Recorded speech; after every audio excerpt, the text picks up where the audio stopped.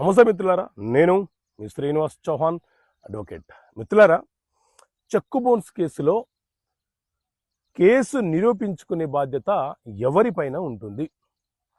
So మిత్రులారా, మన దేశంలో negotiable instrument act NI act అనే చట్టం అమలు ఉన్నది. ఈ చట్టం ప్రకారంగా చెక్కు బౌన్స్ కేసులు మెజిస్ట్రేట్ కోర్టులో ఫైల్ చేస్తూ ఉంటాం. చెక్ బౌన్స్ కేసులో కేసు వేసే వ్యక్తిని కంప్లైనెంట్ అని పిలుస్తాము. అలాగే ఎవరి మీద అయితే కేసు ఫైల్ చేస్తున్నామో ఆ వ్యక్తులను అక్యూజ్డ్ అని పిలుస్తుంటాం. అయితే కేసు నిరూపించే బాధ్యత సందర్భాలను బట్టి కొన్ని సందర్భాలలో కేసు వేసిన కంప్లైనెంట్ మీద ఉంటుంది. మరికొన్ని సందర్భాలలో ఎవరి మీద అయితే కేసు వేశామో అతను అక్యూజ్డ్ అవుతాడు కాబట్టి ఆయన మీద ఉంటుంది.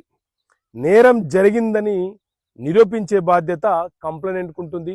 నేరం జరగలేదని నిరూపించే బాధ్యత అక్యూజ్డ్కు ఉంటుంది.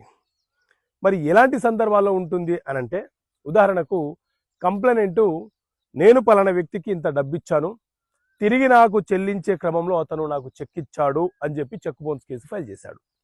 మరి ఇప్పుడు కంప్లైనెంట్ మీద ఉన్న బర్డన్ ఆఫ్ ప్రూఫ్ ఏంటి అనంటే, అతని యొక్క ఆదాయం ఎంత, అతను ఎంత సంపాదిస్తున్నాడు, ఏ ఉద్యోగం చేస్తున్నాడు, అంత సొమ్ము అప్పుగా ఇచ్చేటప్పుడు ఆ డబ్బు అతను ఎక్కడి నుంచి తీసుకొచ్చాడు, ఆ డబ్బు వైట్ మనీయా, ట్యాక్స్ చెల్లిస్తున్నాడా, ఇవన్నీ నిరూపించుకునే బాధ్యత కంప్లైనెంట్కు ఉంటుంది.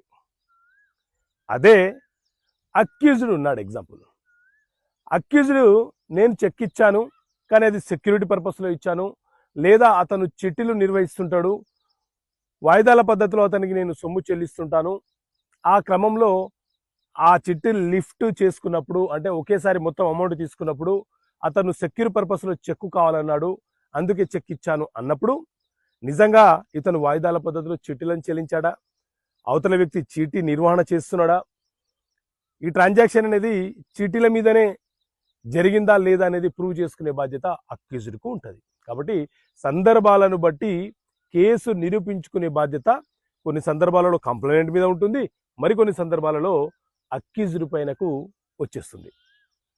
ఓకే మిత్రులారా, థ్యాంక్ యూ. జై హింద్. నమస్తే మిత్రులారా, నేను మీ శ్రీనివాస్ చౌహాన్ అడ్వకేట్.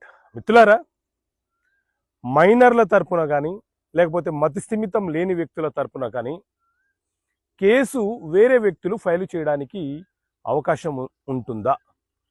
సో మిత్రులారా, మన దేశంలో సివిల్ వివాదాల పరిష్కారాల కోసం సిపిసి అనే చట్టం అమలులో ఉన్నది.